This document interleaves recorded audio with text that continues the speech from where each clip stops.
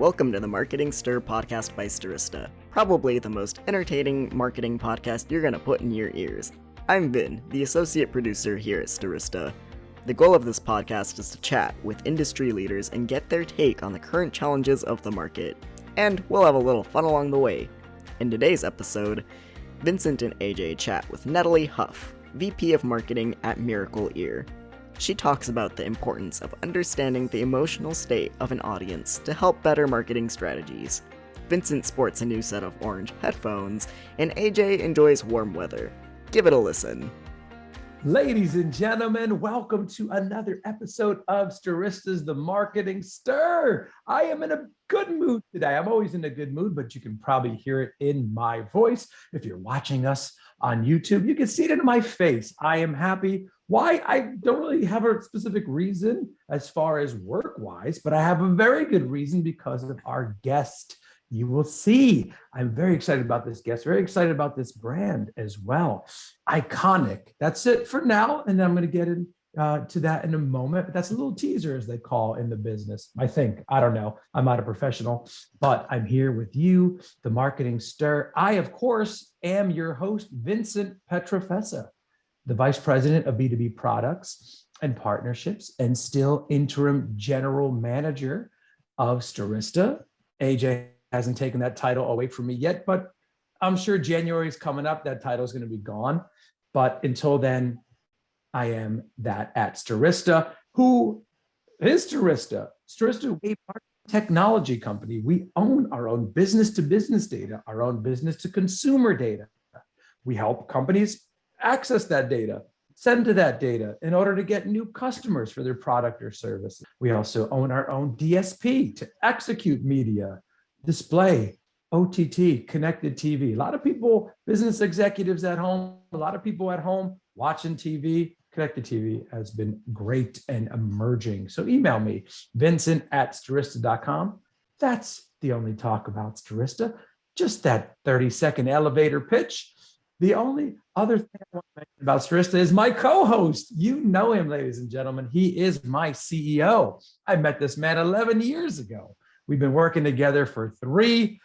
Put your hands together, virtual hands, I guess, for Mr. Ajay Gupta. What's going on?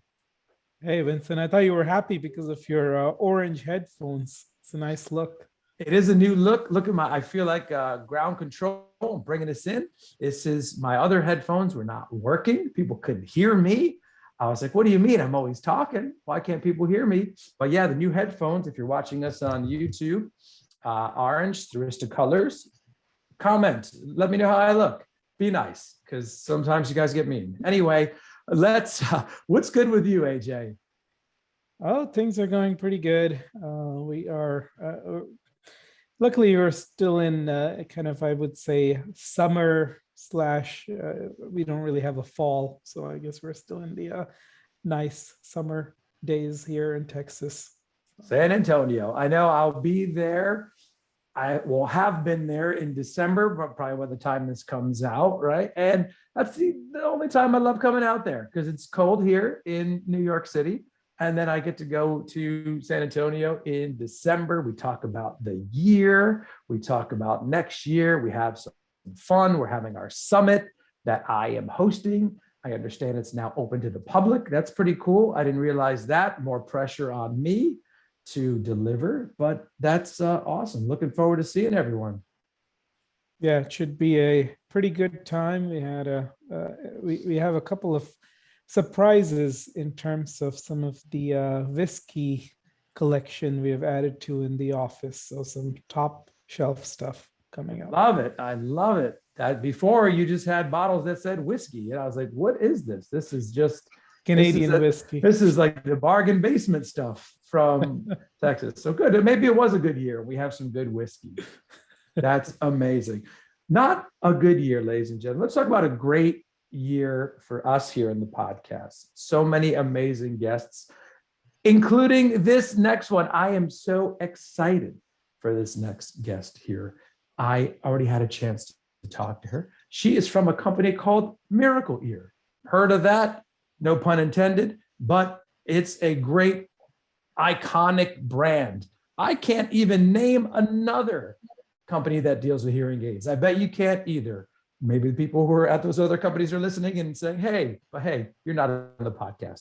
Nataly is. Ladies and gentlemen, please, a warm welcome to the Vice President of Marketing at Miracle Ear under Amplifon, Nataly Huff. What's going on, Nataly? Hi, thank you so much for having me. I just want to make a quick comment. We talked about the orange headphones, but we did not talk about AJ's blue headphones that perfectly match his shirt. That's color coordination right there. Nice job, AJ. I know that's such an accident. He did not. But No, you know me, Vincent. I plan these things out. So. Fashionista. We've got Nataly calling in. We got her cat on the line as well. I saw her or him rolling in. We're in good company today. I love it. Nataly, thank you so much for being here. I enjoyed our conversations already, and I was so excited that you agreed to do the podcast. Talk to the people out there. I would first Amplifon, right? Can you talk a little bit about Amplifon? I take it that's the parent company of Miracle Ear. So just talk about that a little bit. I'd love to learn about your role as well within Miracle Ear. Absolutely. Amplifon is the world global leader for premier hearing solutions around the world that helps people really rediscover all of the emotions of sound and bring back all of that really important elements of life that comes with one of your five senses. Amplifon is, as I mentioned, around the world, but within the United States and kind of Northern America, there's multiple business units that they own. One of those, and the one that I believe to be most important, is Miracle Ear. And Miracle Ear is really focused on providing hearing aid solutions through 1,500 franchised and corporate-owned retail centers all over the United States. That's 1,500 locations all over the country. And for over 75 years, it's been the number one choice for people with hearing loss to get the latest hearing solutions and dedicated support for their needs. Now, I've been with Miracle Ear for about 5 years, and my job right now is really to make sure that we're there to support the customers as they go through the long and emotional journey of accepting their hearing loss and deciding to take some sort of action towards it. And when they are ready to take that action, to make sure that we're there and ready to help. This includes brand marketing and really creating brand equity throughout that customer journey. This includes all of your traditional online and offline channels. This includes the experience that we're delivering to our customers in the store, online, and through the contact center. All of those are part of marketing, and I think some of you guys might have heard me say that I'm lucky to be in an organization that really believes that marketing is an end-to-end solution. It is not the job of marketing to just bring in leads. It is not the job of marketing to just bring in traffic. It is the job of marketing to find customers that need help and make sure they get the help they need. And Nataly, I wanted to share with you that my mother-in-law, Diane, just went in and got her hearing tested and everything at a local Miracle Ear. I made sure of it. So good. Maybe now she could hear all the bad things I say about her on this podcast a little better. So true story. Thank goodness she doesn't listen to it. But I wanted to ask you, we always ask this question because there's a lot of people listening who are in marketing. How you got into marketing in the first place? Talk to us about that journey. By accident, really. Ever since I was little, I knew I was going to be in some sort of business type role. My dad owned his own business, so when all my friends were playing house or pretending to be the Three Musketeers, I was pretending to play business. I would sit at a desk, I would write on pieces of paper, I would move them from one side of the desk to the other, really planning for my future where all of my work is really around emails. When I finally got to school, my parents convinced me that pharmacy was going to be the more lucrative and rewarding career. I agreed and I tried, and after 2 semesters of OChem, that was it. That was enough. I knew that was going to be a life I would not enjoy. So I switched to something that sounded broad enough to be useful, communications. And then it just so happened that my first job out of school was at an advertising agency, and I was hooked. It all took off from there. And it really, if you think of how life events converge to put you on a path that makes you happiest, that was absolutely it. Nataly, you joined the company on the digital marketing side, and generally when we think about hearing loss, we're thinking of somebody a little bit older, not always true, of course. But how do you engage them on digital, and what does digital marketing mean for you guys? Absolutely. Well, let's first address the fact that age-related hearing loss starts making itself evident at roughly 55 years of age. And then, yes, it takes several years for a person to actually notice and to come to terms with it and take some sort of action. So the age of the customer and the conversion stage is closer to 65.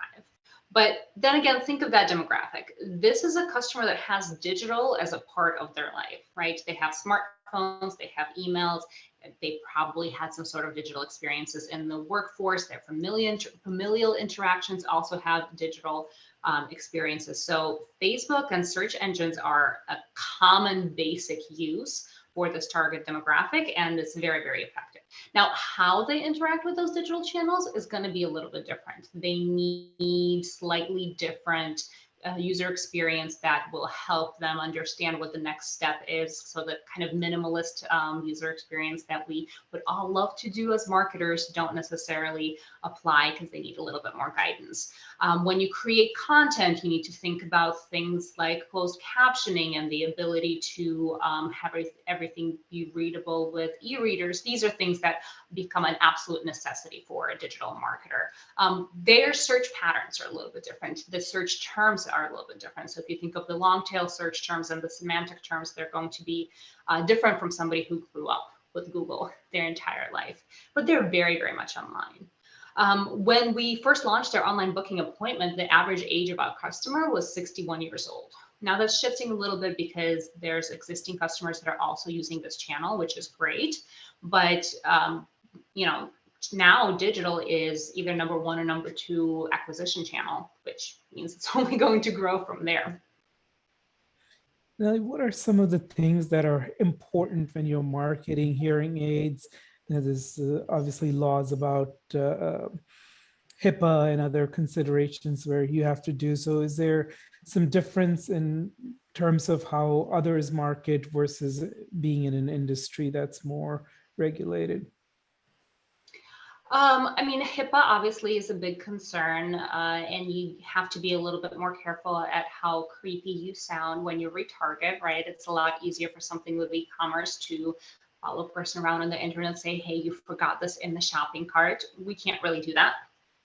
But what's really most important when marketing hearing aids is understanding the emotional journey that the customer has been on. So if you think about it, for the most part, age-related hearing loss is slow, right? It's not sudden onset. So people their minds will adjust to adapt to how they live with hearing that is weaker and weaker over time. And it's usually their loved ones that might understand that something is happening long before than the actual prospective customer would. So when they actually realize that something's happening, it's usually a negative experience. They might have been in a group of people and missed the joke and everybody laughed. Somebody might have asked them a question they might have misunderstood. Or in this particular story, I've heard a couple of times and it's completely heartbreaking. They had their grandkids run into the house and climb on their lap and want to tell them a secret and whisper something in their ear, and they can't hear what is being said. So it's a very negative emotion that usually gets them to understand that this is happening. You have to be respectful of that journey. You have to acknowledge that journey. You have to, this is not the time to introduce humor. This is not the time to introduce puns. This is not the time to get witty with it, because people are very vulnerable. So seeing how you can maybe take away some of that negativity, bring in something uplifting, bring in something reassuring, and make it a more positive experience becomes very, very important. As you're taking the customer along on that journey. Talk to me about the advantages, but also the challenges of marketing for such a legacy brand. Well, I mean, it's easier to build on a legacy brand than to build from scratch. It's very comforting to be able to say that, hey, we have over 70 years of superior care, right? It's great to say that we have something that some of the most well-known and most trusted expertise in the market, and then build on top of that. The challenge really comes to make sure that we're not relying on it, that it's not a crutch, that it's not something that is our only differentiator, because everybody can get there at some point. And I think the other challenge that you have to face is the fact that being out there for so long, there's also a bit of a stigma of being an old brand, especially when you have a low interest category with a product that nobody wants, then it's the product that is associated with aging. There's so many people that will tell me when I say, hey, I work for Miracle, like, oh, I remember those ads on TV when I was at my grandparents' house. They assume that it's automatically something that is associated with grandparents. Well, that's not really the case. I mean, if you think of 55 years old, that is a young person that is starting to suffer from hearing loss, and they really think that this is something they are not going to need for 30, 40 years. And that's just simply not true. So overcoming that association, right? There's a very close tie between legacy and heritage and all the negative connotations of that. So overcoming all those negative connotations and seeing how you can bring innovation and bring a fresh perspective and bring an aspirational view to what hearing aids and treating hearing loss can do, it becomes very important, and it's a very fine line to walk. I was joking about it when I gave the introduction, where I was saying I don't even know of any others. I always know Miracle Ear, but talk to us about some of the differentiators. Why Miracle Ear? Why should someone choose Miracle Ear? I mean, to address your first point that most people don't know anybody else, that is actually true. An average person can't name more than one hearing aid company. So it becomes really, really important that when they can name a company, it's your company. But part of this is because there's a lot of people who want to postpone taking any action, therefore want to postpone thinking about anything in that vicinity. And if you think of the general advertising pressure that an average consumer of that age receives in the United States, there's no way a hearing aid company is going to be able to compete with the amount of dollars that are being thrown at these people. But when you do have somebody that is researching it, you need to have more than just being the person that shows up when they Google hearing aids near me. Right? Having some of that brand equity becomes very important, but the biggest differentiator that Miracle Ear can bring on top of the heritage and the innovation is the service. The hearing loss, unfortunately, is not something that has a cure. So here, once you have hearing loss, you can treat it, and you can continue to treat it, and you can keep it from being from deteriorating, but this is not something that is going to magically go away. So you start developing a relationship with your hearing care provider the same way that you would have with your kind of general practitioner. This is somebody that knows you, that understands your hearing loss, that knows the situations that you're in, and can adjust the product to support the needs that you have. That's probably the biggest differentiator that Miracle Ear can bring. Is we have 1,500 locations, so there's always support regardless of where you are and when you travel. And the customer experience that you have when you come into the store is personal. It's personalized. It's custom and customized. It is specific to what you need, and it's not something that you can get just anywhere. Nataly, what are some of the specific channels that you're using in terms of kind of reaching your ideal client, and what are you doing to keep them engaged once you do get them as a client? Digital is obviously a very big channel, but if you think of the holistic customer journey, broad reach media is a big part of it, because top of mind awareness for people who are in the very early parts of that journey becomes very, very important. And for example, our TV strategy always is interesting because you have to counterbalance between the broad reach media and the more targeted media. Yes, of course, it's very easy to follow Gunsmoke and Walker Texas Ranger around and just make sure your ads are present in that particular programming, but that's going to narrow your target very, very significantly. So how do you make sure that you're also reaching the influencers of those customers? How do you make sure that your overall presence is there for whenever the customer decides to take action? From there, it really becomes educational content, making sure that we have a way to teach the potential customer of what is going on. Well, how does hearing even work? How do you address hearing loss? How do hearing aids work? What are the different types? What is this journey going to look like before they even take action? What's interesting is you would expect to say that print is dying and the direct mail is dying and all of those areas are going to go away. Definitely not for this target demographic, but definitely not in general. The amount of new capabilities that we have now with access to big data and access to algorithmic data modeling and personalization, even within that channel, that channel is going to go strong for a very long time. So I would encourage everyone, regardless of your target demographic, to not discount direct mail as a very good performance channel. And Ellie, since we are a marketing podcast, we love to learn a little bit more about, are there specifically about your marketing stack, and if there's certain software that you love that other marketers can benefit from? We are an Adobe house, and we use Adobe Analytics, Adobe Experience Manager, Adobe Audience Manager, Adobe Launch. All of that is a big part of the integration that we have. Adobe Campaign has been a big asset for us to integrate directly into the patient management system so that we can create CRM. In terms of tools, I think my biggest recommendation for marketers out there is understand your needs. Adobe is amazing and Adobe can do so much, but Adobe is not something that you can do on a small budget or with a small team. So if you are in a smaller organization that is looking to take your marketing to the next level, but you're trying to do that on the budget, maybe looking at the large players is not the right thing. Maybe you don't necessarily need a rocket ship right now, and you don't need to hire an entire rocket crew to man that rocket ship.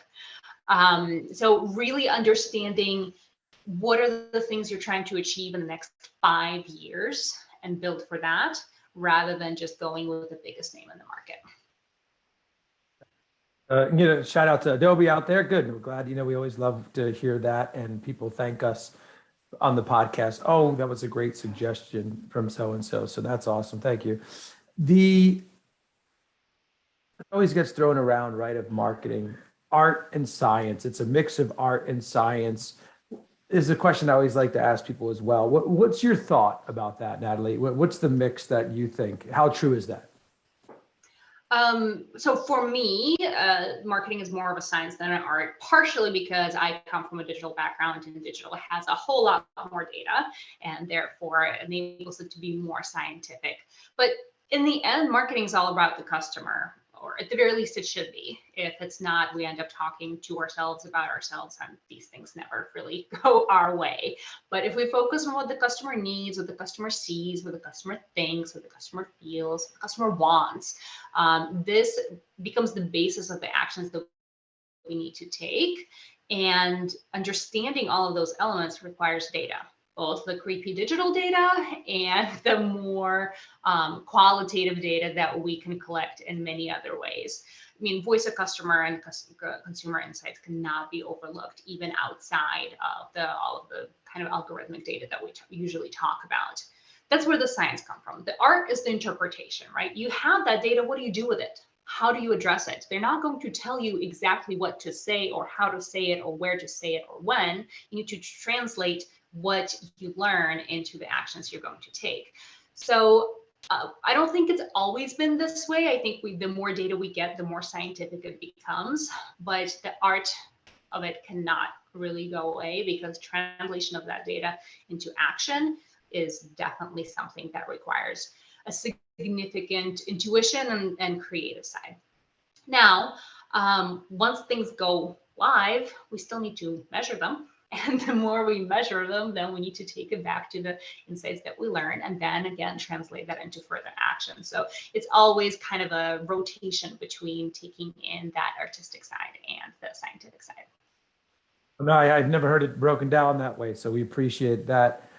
Nataly, talk to us about the digital aspect of Miracle Ear. You touched upon it, but how prominent was that before you got there, and what changes did you make? What was kind of the initiative to continue going in the digital manner? I got lucky when you probably heard me say this a couple of times now, but I've been very lucky in my career. And one of the most amazing things is when I joined Miracle Ear, the concept that digital is going to be important was already sold, right? All of the executives had done the hard work to secure the budget, to secure the buy-in, and all they needed is somebody to do it. So I came in, they handed me the keys and said, go, which has been amazing. And the number one thing that I focused on at that point in time, with obviously a very large team supporting us both from the global side and the local side, but it is the customer journey and how do we actually support the customer journey in its totality in a digital sense. So for us, it really was understanding that we need to be more than just the location that comes up when somebody searches hearing aids near me. We needed to support that entire journey and give people points of engagement that are helpful and that are less commitment focused, and then build an ecosystem around bringing people to those different points of engagement. The digital transformation in its totality was long, right? We did several phases, but when it finally went live in its current state was September 2019. That summer was probably the hardest anybody has ever worked from our team. Lots of sweat, lots of tears, lots of gray hairs. As a result, we went live, completely new CMS, completely new UX UI, a way for franchisees to contribute content into their ecosystem without breaking down the UX and the UI, a new media agency, a new data model, a new infrastructure, and a new call center all at once. It was kind of a big deal. And went live, it went very smoothly. We were very lucky, and Q4 was fantastic. And then 2020 hit, we were all in for a big surprise, but because we had that infrastructure, because we've gone through that work, we had the data that we needed to be very intelligent, to be very intentional, to really focus on what it is that we need to be doing at any given point in time to minimize the downside of Q2, because everybody was hit very hard there, but also accelerate the recovery. And for us, having that digital data of our own that we can marry with externally publicly available data such as Google Retail Mobility, we were able to be very precise in terms of how do we support our customers across the country, as well as where do we actually spend our money. So Nataly, one of the things we have is a lot of people that are listening to us are younger professionals. And as somebody who's been, as you described yourself, lucky in the marketing profession, what are some of the skill sets that you advise people to get? There's obviously now undergraduate degree in marketing, which wasn't always the case in smaller colleges. So would love to get your feedback for some of our younger audience members. I think if we talk about the science and the art, I think everybody should have some sort of understanding of the technical skills, know the tools, know the platforms, at least at the very basic level of how they're supposed to function. Then from the art side, have some sort of experience with copywriting, with general creative direction, and understanding how visuals and content drive consumer insights and consumer intent. And then the third part is basic analytics. marketing is becoming more and more measurable. Marketers are being held more and more accountable to the investments that they make, because we tend to be the biggest cost centers for the most part in organizations, and we are very good at spending that money. So being accountable for how that money is spent and what we're actually delivering on it becomes very, very important. So if you think of the technology, if you think of the basic creative areas, and if you think of analytics, having some sort of basic skills, I think is going to be very important for every single marketer, regardless what direction you go into.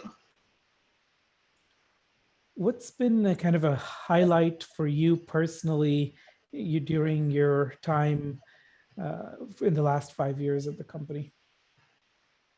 I think the launch of that digital transformation was the biggest highlight. I remember we were bringing people on at the very beginning stages of this program, and we were bringing in our project manager, Sarah Ford, who's fantastic at what she does. And during the onboarding, I was explaining the project and the thing that she would be responsible for keeping on track. And her face went a little numb, and she looked at me, and I think the comment she was, I'm just not used to this level of risk all in one day. As a result, it all turned out great, but it was a huge undertaking that took a very long time. We were exiting from a vendor that we were using that was right for us at that point in time, but we really have outgrown somebody that had a black box algorithm that really only was servicing the bottom of the funnel kind of experience, and untangling from that vendor to create something that allowed us to actually build an ecosystem, and a fairly sophisticated one, was a whole lot of work and a big learning experience for everybody in the organization, and everybody got very comfortable with being uncomfortable.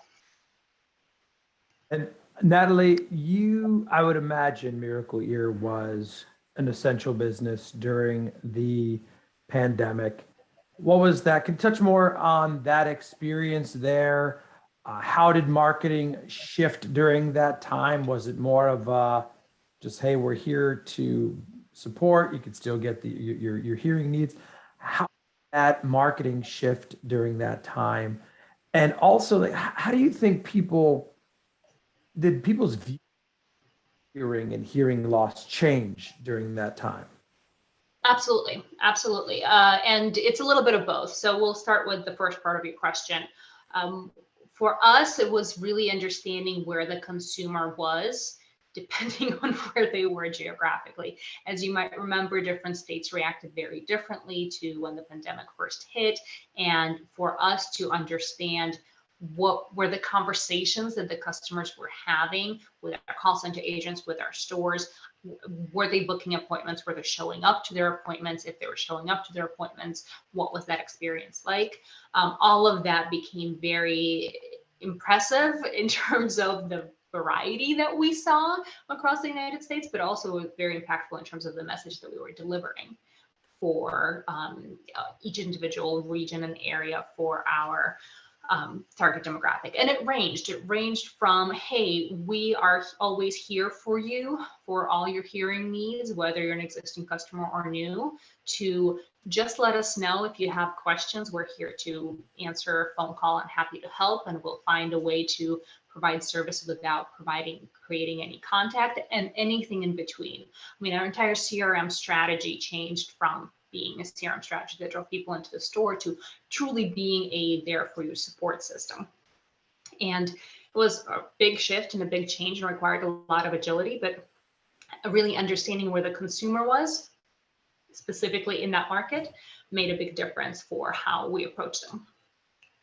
Now, in terms of what the consumers learned, and that probably was not the case in Q2. It took a while for everybody to figure out what was going on and how it was affecting them. But one of the reasons that our industry, and specifically our business, recovered as well as it did into Q3 is because of masks.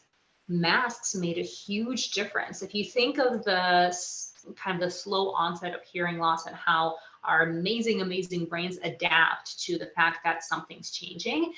Reading lips is a very big socially adaptive behavior. And one of the best ways to actually indicate to someone that might have hearing loss is to do this and continue the conversation. And all of a sudden you realize that you were following the person only because you were reading lips.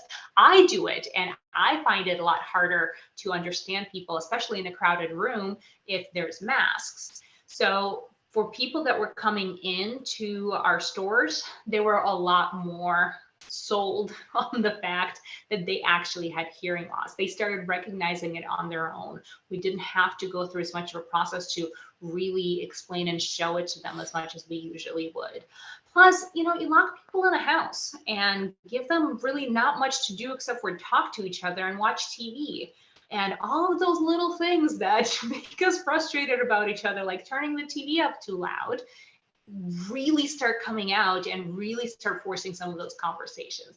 And especially for anybody who was in deep isolation, maybe was only communicating with people virtually via FaceTime. I mean, that's a whole different level of communication that is, body language, such a big part of it. So people really were forced to face any shortcomings that they had in their hearing capacity and realize how impactful that was in their life.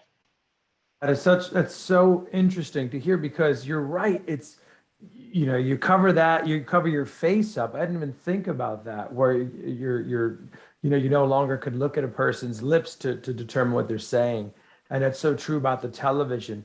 It's kind of my mother-in-law, she would come over, and we have two small kids, my wife and I, and we were, every time the TV would go up, and then I noticed, I was like, why are the subtitles on? This movie's in English. Like, why is this? And we noticed that. And it was actually just recently. It was very recently, where, I kid you not, I just texted her prior to this. I said, "You got your hearing aids. Where did you happen to go to Miracle Ear by any chance?" She said yes. And I was like, all right, great. I'm going to bring that up. So interesting. Another question I love to ask people. We've had people on with other brands where there is a franchise, if you will, right? Your role, Nataly, are you responsible for marketing Miracle Ear as a whole, helping out the different franchise owners? Is it a franchise owner first? First of all, I want to make sure, as an individual franchise, I want to ask that question. And then, or are you also helping them at a local level market as well? So is it national and local, or one or the other? A lot of questions I just threw at you there. I know. Threw like 48 questions at you. I think I got it. Yeah. It's really, truly a yes and situation. We have a national marketing fund that covers all of those things that really work better when you have an aggregate budget. So things like website management, campaign development, national television. These are things that are done on a national level. We have a lot of opt-in programs that are sort of turnkey solutions that, again, we're able to do better when we pool our resources from the national level that the franchisees can opt into. But there's other things that really are done better from the local level, and these things like grassroots events, special event marketing, or even newspaper. Because if you think of trying to buy a newspaper for 1,500 different locations, it ends up getting very labor intensive. So for us, it's really kind of both levels. We do cover a lot of the larger things that we would want to do nationally. All of the brand building activities is the national responsibility. And then in terms of all acquisition, hyper local activities do tend to fall towards the franchisees, and we support them with that as much as possible. Now, some of our franchisees are larger and very sophisticated and are able to do that very well. And they do bring a lot of best practices into the network that we help disseminate, while others, they're smaller owner operators. They're seeing patients all day long.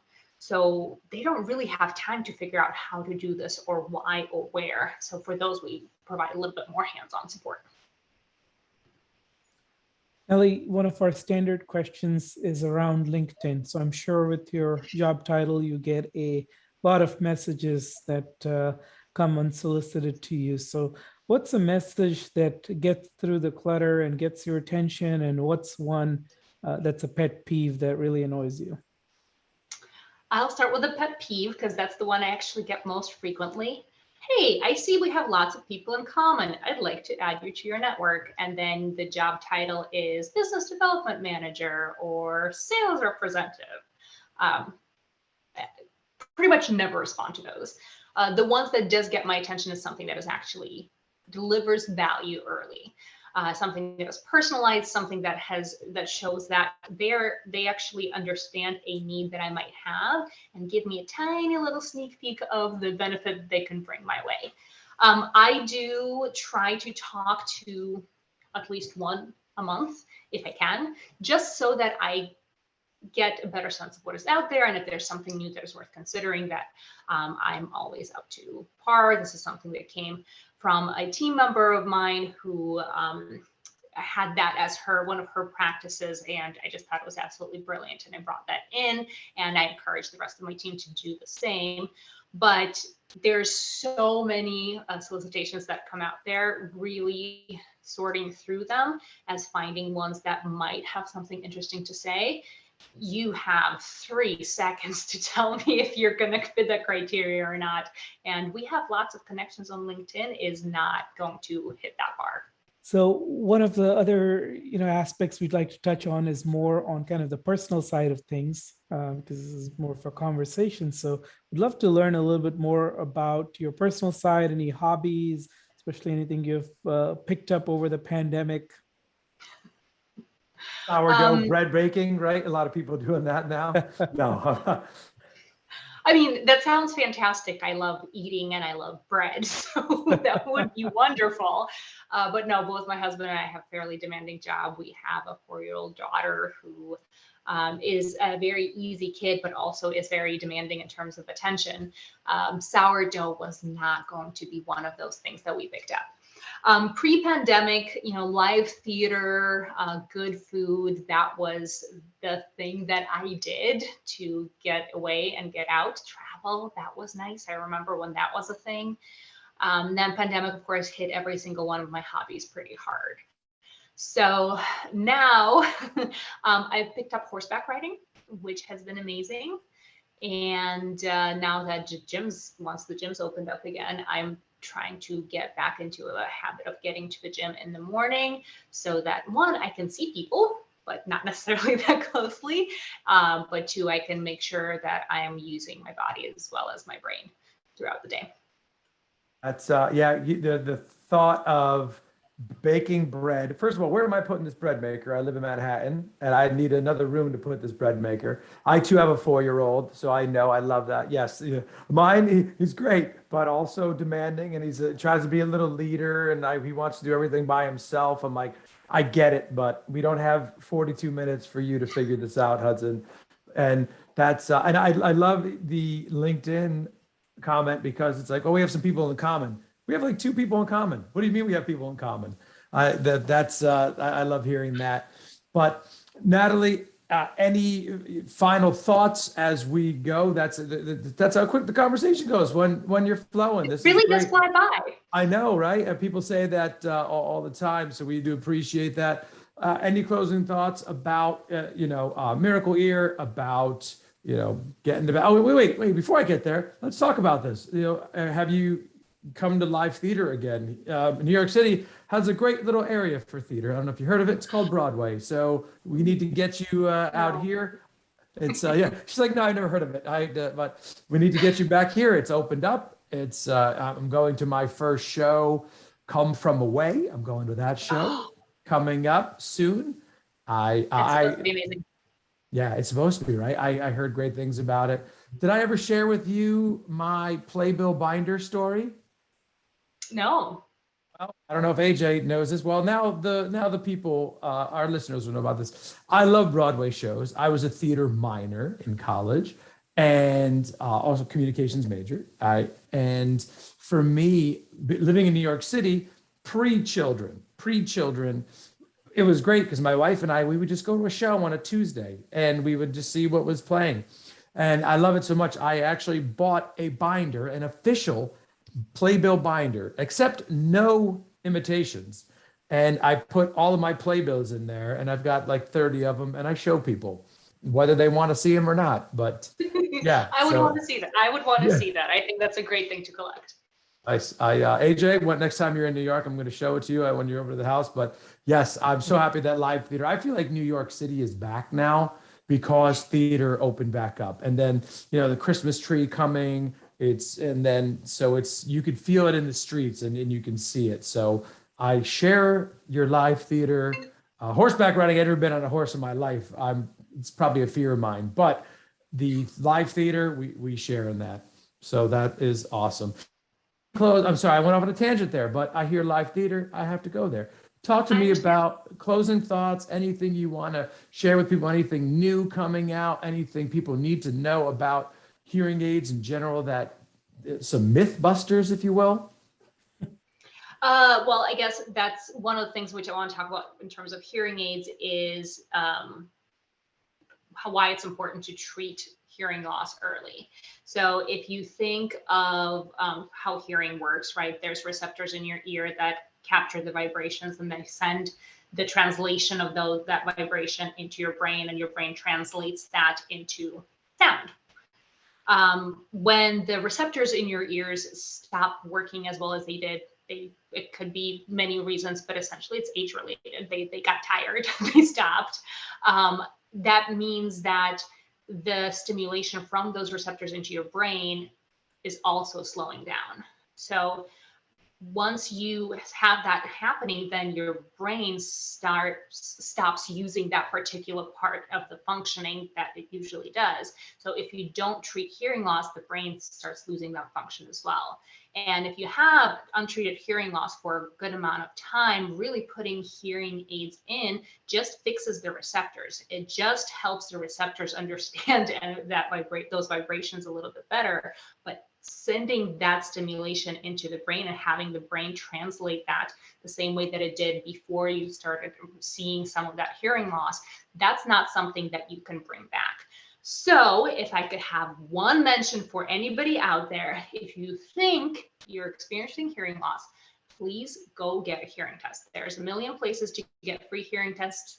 Miracle Ear is a great one. If you don't want to go to Miracle Ear, go anywhere else. Make sure you actually get your hearing tested, because if there is hearing loss, treating it early is going to go a very long way in terms of giving you a longer, happier life. That's amazing. That is great advice. That is useful advice. Nataly, this has been an absolute pleasure having you on the Marketing Stir. Ladies and gentlemen, that is Nataly Huff, the Vice President of Marketing at Miracle Ear. I'm Vincent Petrofessa. That's AJ Gupta. This has been another episode of the Marketing Stir. Thank you so much for listening, and we'll talk to you soon. Thanks for listening to the Marketing Stir podcast by Stirista. Please like, rate, and subscribe. If you're interested in being a guest on the podcast, email us at themarketingstir@stirista.com. And thanks for listening.